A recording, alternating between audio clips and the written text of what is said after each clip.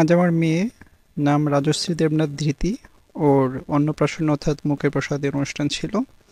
সেই জন্য আমরা তাকে সুন্দর করে সাজিয়ে তাকে স্নান করানোর জন্য নিয়ে গেছিলাম আমাদের যে ব্যালকনি আছে সেখানে।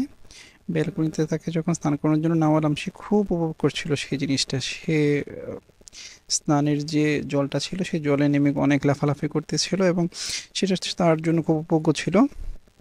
আচ্ছা, এখানে মাঝখানে একটা বলে রাখি যে মেয়েদের জন্য 5 মাস অথবা 7 মাস, অর্থাৎ আমরা যেটা বিজোড় মাস বলি, আর ছেলেদের জন্য 6 অথবা 8 অর্থাৎ জোড় মাসে মুখে প্রসাদ বা অন্নপ্রাশন অনুষ্ঠানটা করা হয়। আপনারা দেখতে পাচ্ছেন ধৃতিকে আমরা মুখে প্রসাদ অনুষ্ঠানের জন্য প্রিপেয়ার করার জন্য তাকে স্নান করাচ্ছি এবং সেটা খুব উপভোগ করছিল।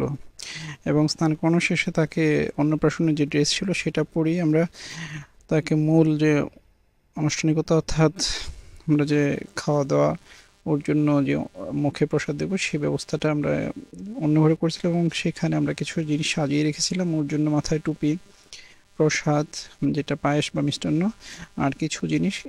এই দেখেন সে খাচ্ছে, এই যে তার সেই আনন্দঘন মুহূর্তটা এখন আপনারা উপভোগ করছেন এবং সেভাবে তার কাকার হাত থেকে সে মুখে প্রসাদটা নিয়ে নেয়।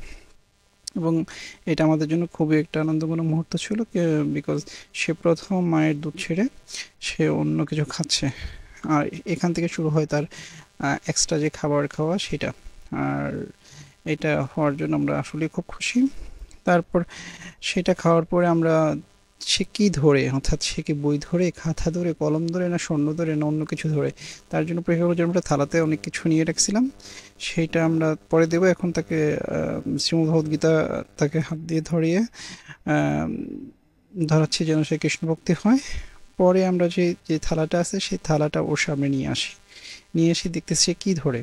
প্রথমে সে যদিও যে স্বর্ণের আংটি এটা ধরছিল, কিন্তু পরে দেখি যে না, সে পুরো থালাটাই ধরে, অর্থাৎ তার সব লাগবে, তার স্বর্ণও লাগবে, তার পড়ালেখা লাগবে, তার বিদ্যা লাগবে, তার সম্পদ লাগবে, অর্থাৎ সব কিছু লাগবে। যাই হোক, এটা আজকের দিনটা আমাদের জন্য খুবই আনন্দের ছিল। পাশাপাশি এটা খুব